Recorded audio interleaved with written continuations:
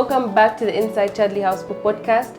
I'm your host Tahlia, and today accompanying me is the Executive Director of BongoHive, Mr. Lukonga Lindunda. Mr. Lindunda, sir, good afternoon and welcome to our lovely school. Good to be here the first time. I'm enjoying it already. For our viewers that are just hearing of you for the first time or seeing you for the first time, sir, who are you? What does Mr. Lukonga Lindunda do? So my title is co-founder and executive director of BongoHive. We've been around for about 15 years, and what we do on a daily basis is help people who have business ideas, and we help them grow those ideas into full-blown or full-fledged businesses. Yeah. We hear of AI every single day and how people use it in their day-to-day lives. In your own words, what's AI? It is like another tool, technology that helps us become better, improve our lives, become more efficient. It's almost like a second part of me. Yeah. Okay, that's lovely to hear. For a student sitting in a classroom at, let's say, Chudleigh House School, why should they focus on seeing what tech hubs like BongoHive do?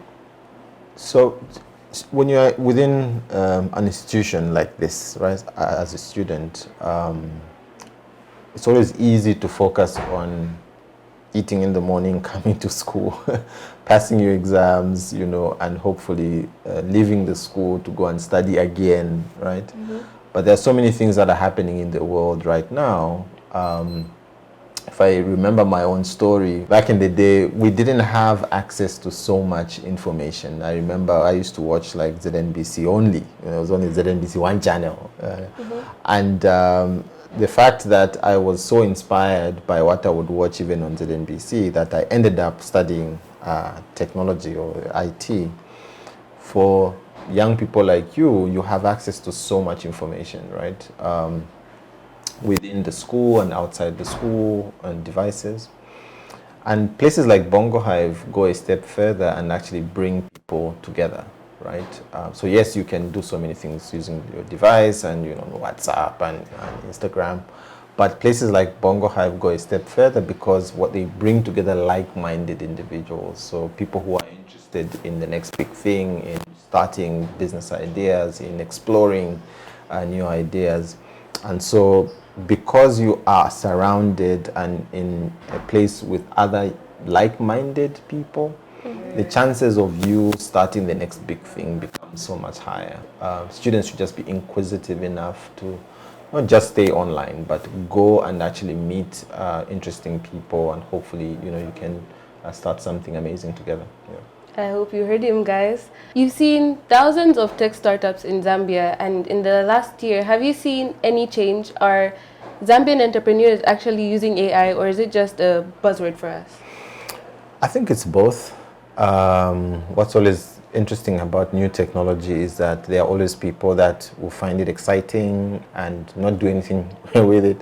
And there are those who will see the value in making sure that they use it every day and in their business. There are a number of startups now that have really stood out. AgriPredict being one, started by university students somewhere around 2016. A platform which helps farmers have access to the right information so that they can, plant better and such.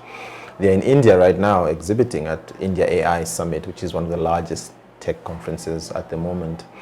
And to get to that point means that startups in Zambia are using the technology and are on global stage right now demonstrating the value of using AI.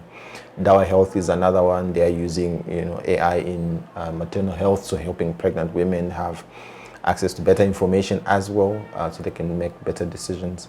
And so we have a number of Zambian startups now who are leveraging AI in different circumstances, for some in education, in health, agriculture, and that shows that they are not just using ChatGPT to ask questions about what they should wear and eat, but they're actually using it to have an impact on society in different ways. Yeah.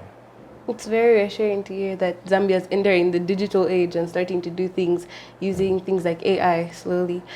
My next question is, most grade 12s are looking to study things like medicine, law, or accounting. And if you're a 17-year-old today or in a teenager's shoes, would you pick the traditional paths, or is AI always going to be used? It's a good question. I've met, for example, CEOs of large institutions. Maybe someone who studied civil engineering is, leading a bank, or Mizinga is a good example, right, from a medical field, and she's CEO of a bank. I think there've always been these traditional ways that people learn and go to school, and then still opportunities in the market or in industry, they end up working in places they never imagined, right? I think AI will probably accelerate that, and what will happen is that someone may have studied medicine, for example, but their understanding and leveraging of AI, they may be able to build a website that does X and Y, right? But AI is augmenting, it's helping us do more, do things faster, help us learn new things and new ways. So I encourage people and students, for example, to still go to school, study, be good at what they're studying. AI will only accelerate and help them be better. And I think that, going forward, there'll be a big difference between those that don't use AI in whatever they're doing and those that use AI to enhance, as we now joke about it, to improve how they do things. Yeah. You often say that technology should enhance humanity rather than replace it.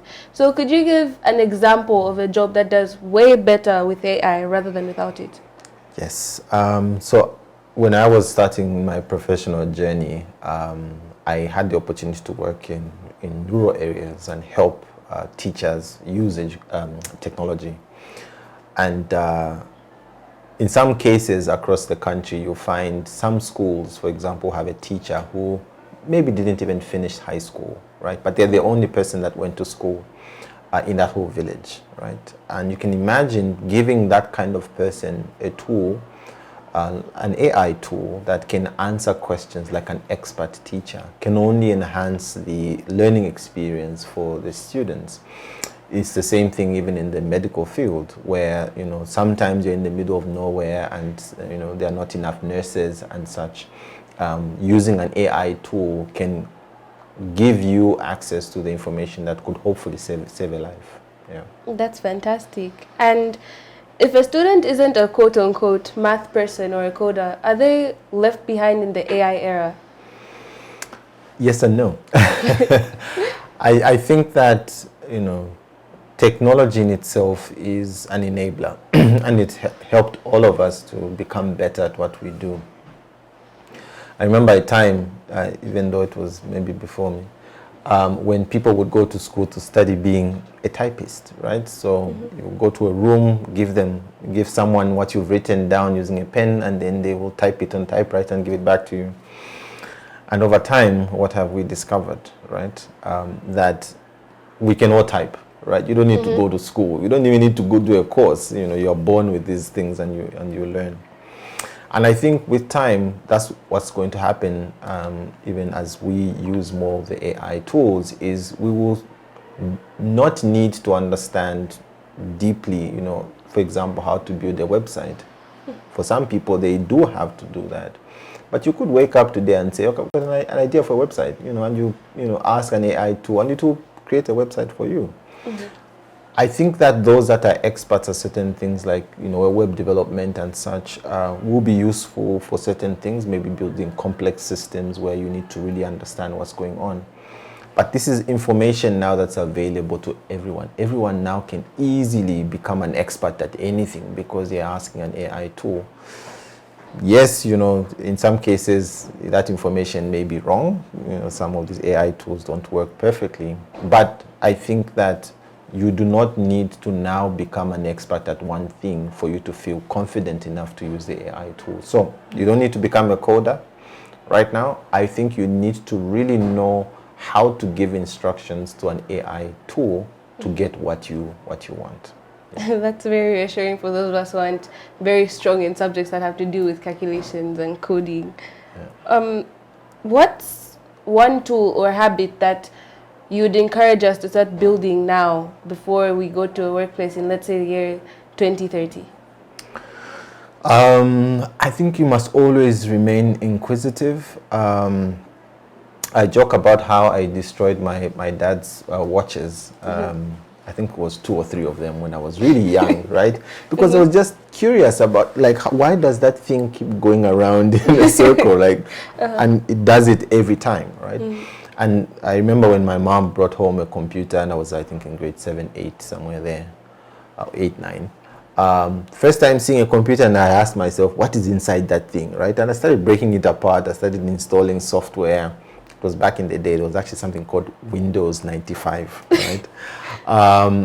But those experiences over time have helped me to always explore new things and start new kinds of ideas or businesses. So whatever situation you're in, whether you're a student, or as a graduate, it will always be important that you remain inquisitive, right? And ask yourself why.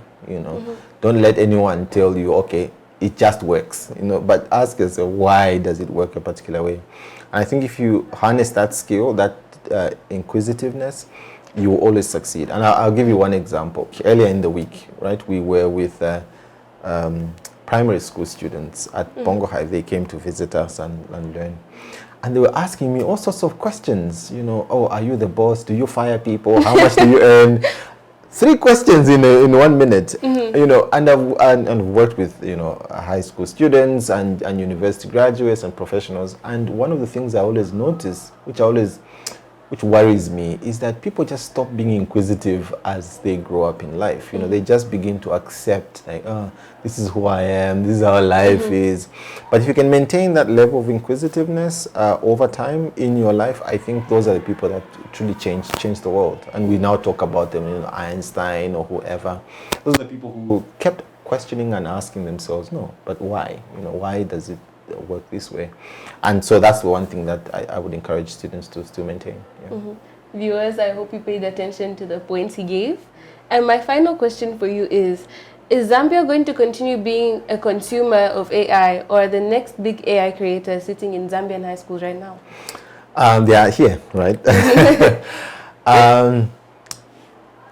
And that question reminds me of a time when we were starting BongoHive, and we actually were teaching people how to build mobile apps, right?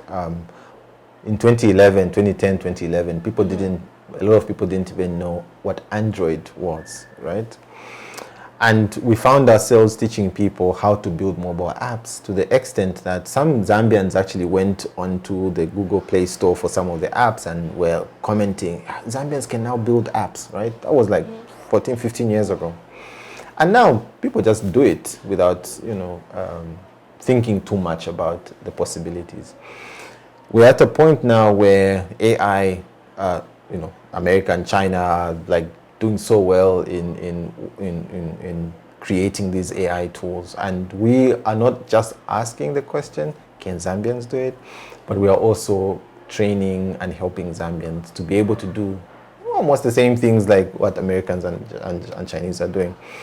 Literally today, after this recording in the evening, we have a whole event at BongoHive that just helps people understand what Zambians are doing in terms of AI and languages. We want to get to a point where people can maybe ask the AI tools in Bemba or Nyanja to say, do this for me, right? And that it just responds properly.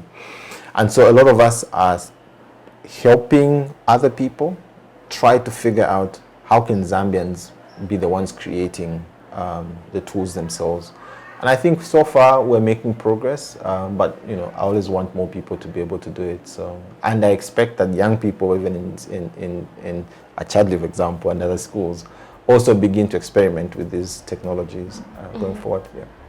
There you have it, guys. You heard it from him first. We've come to the end of our interview today. Mr. Lindunda, sir, thank you for coming to our lovely school.